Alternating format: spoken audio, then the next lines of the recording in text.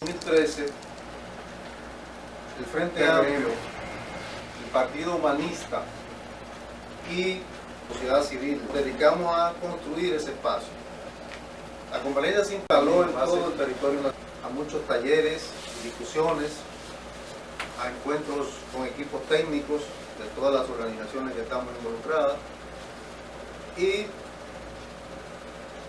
la convergencia también desplegó algunas iniciativas políticas en conjunto, ruedas de prensa, pronunciamientos políticos. En definitiva, se puede asumir que al cabo de un recorrido de 2 años se ha logrado que ese frente en el que mucha gente no ponía mucha esperanza sea hoy una fuerza consolidada.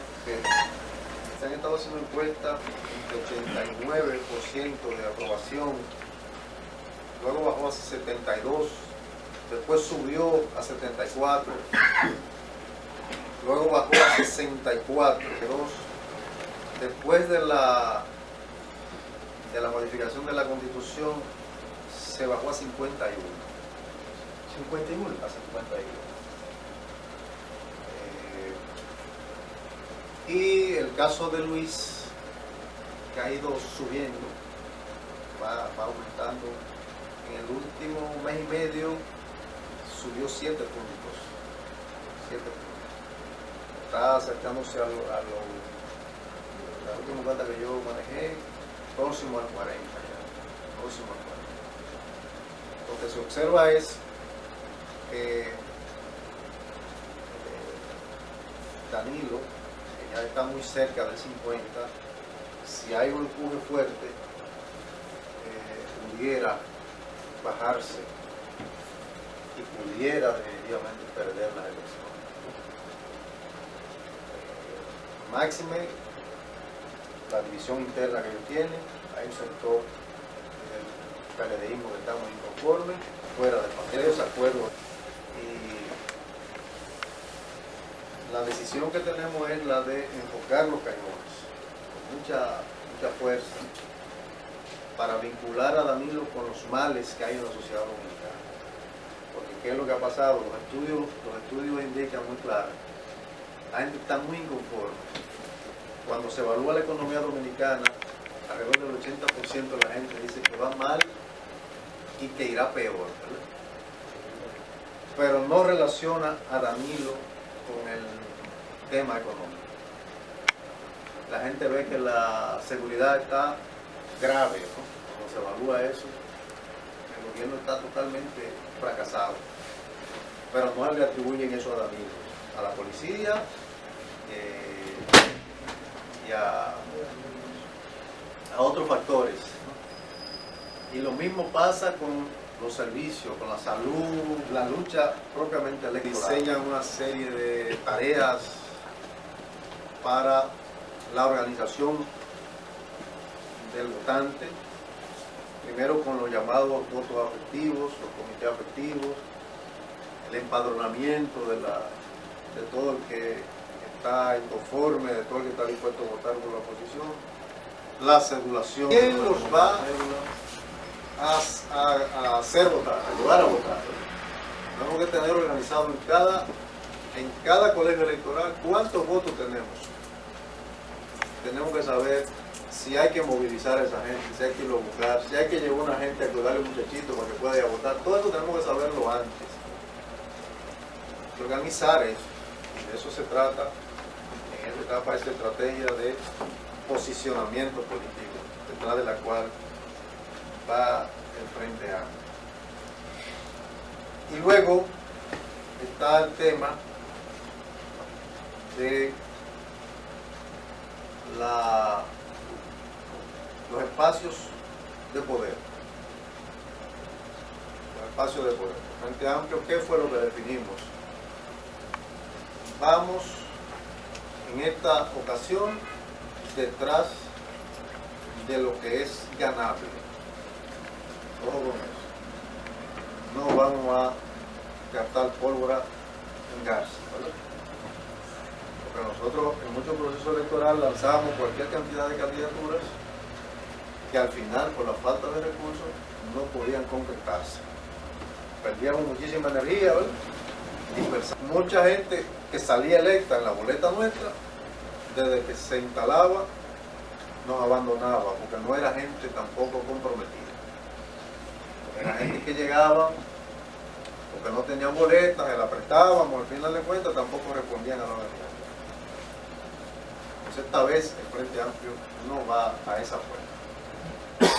Esta vez vamos a los espacios de poder que sean ganables y vamos con los cuadros.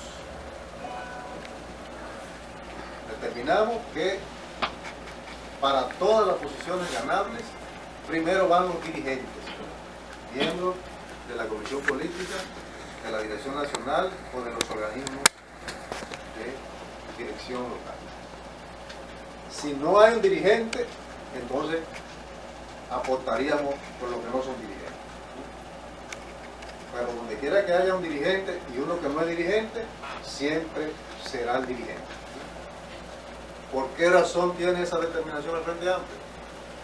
Porque si queremos que esto crezca y que esto avance, tiene que ser con la gente comprometida con la que vayamos al poder.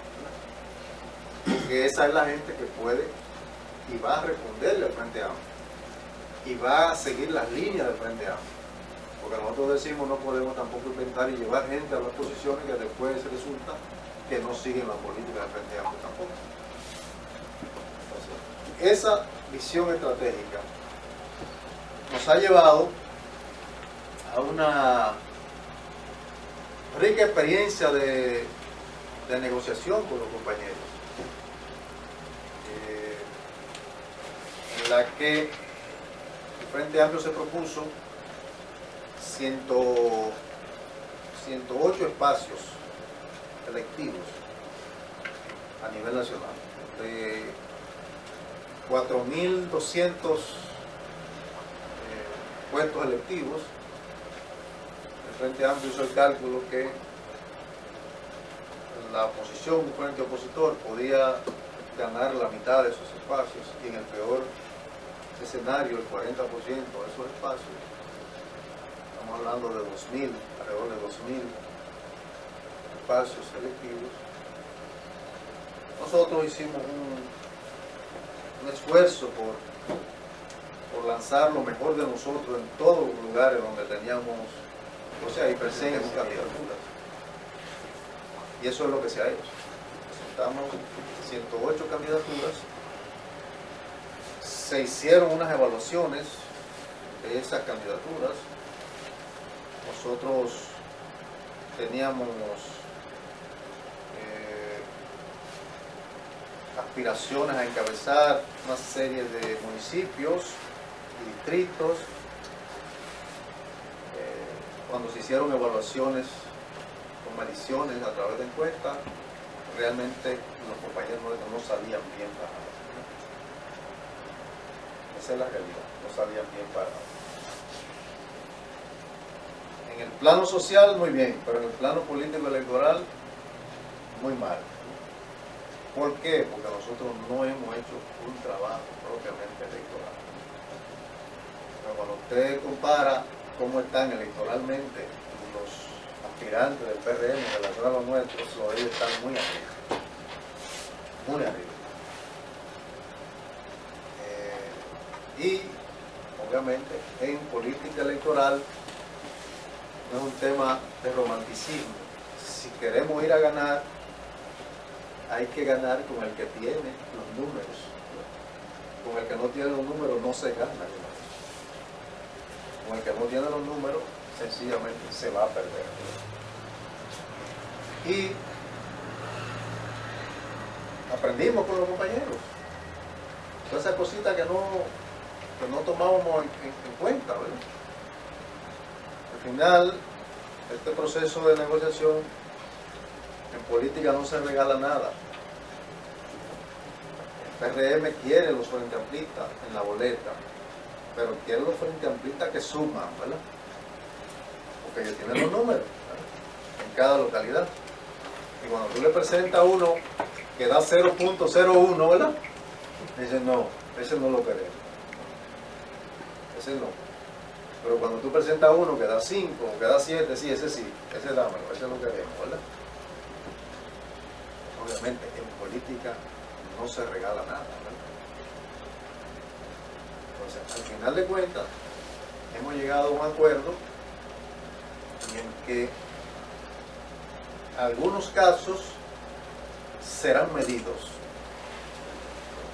Porque también le decíamos, ustedes no descartan estos compañeros, las encuestas de ahora dicen que están muy mal, pero resulta que los de ustedes tienen años trabajando en la candidatura y los de nosotros tienen 2 o 3 días, ¿verdad? Vamos a permitir que se desplieguen, que hagan un recorrido y luego mirámoslo, ¿verdad?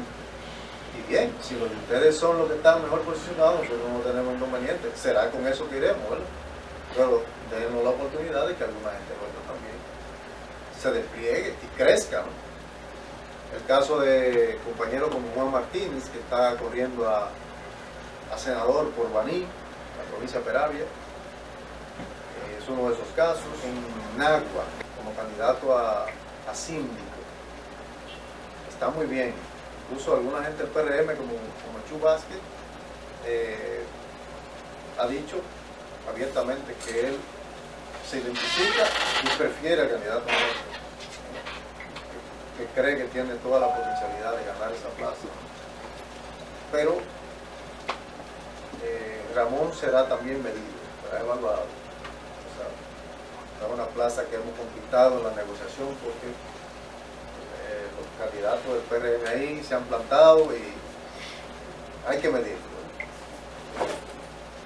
El caso de un compañero también en San Juan de la Maguana, que va como candidato a diputado, ese es un caso que se va a medir. Porque en algunas localidades, en algunas provincias, el PRM tiene problemas serios.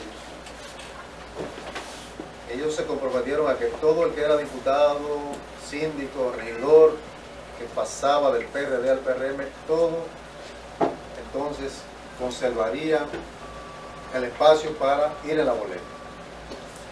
Entonces eso genera un problema. Por decirle un ejemplo, en Moca pasaron 7 regidores del PRD al PRM, pero resulta que en el municipio de Moca son ganables 7 regidurías, ¿verdad? Ya hay 7 regidores, ¿verdad? Quiere decir que para ir a la discusión con los aliados no hay espacio, ¿verdad? Pero es un problema para ellos mismos, porque hay 7 regidores, pero ellos tienen que abrirle espacio a una mujer y a uno de la juventud. Entonces, ¿cómo resolver ese problema? Van a tener que meterlo en convención, porque de los 7 van a quedar 2 fuera, ¿verdad? ¿Cómo resolverlo? Bueno, democráticamente. Los que no saquen los votos suficientes quedan fuera. Entonces eso pasa en muchos sitios. O sea que nosotros teníamos una idea, cuando iniciamos este proceso, al final la negociación nos ha hecho aprender muchas cosas, porque las aspiraciones políticas meten a la gente en pelea, compañeros. La gente pelea por eso. No es la cultura que tenemos nosotros, pero en esos partidos la gente pelea seriamente por sus espacios y no lo ceden. No. Es realmente a fuerza de luchas. Nosotros hemos conquistado en esa negociación de 108 espacios alrededor de 60 allá. Por esa senaduría, el compañero Juan Ignacio Espaillá, vicepresidente del Frente Amplio, que tiene apenas una semana que arrancó y tiene eso volteado en Moca. Muy buenas expectativas. Se cree, porque el senador de ahí es leonelista, es valguita. Entonces no tiene el respaldo que tuvo antes del gobierno. Es un hombre ausente que tiene años que no se deja ver en la provincia, y entonces tiene como contendor a un combatiente, ¿verdad? Como Juan Ignacio Payá es un combatiente y está metido ahí y que rápidamente ha generado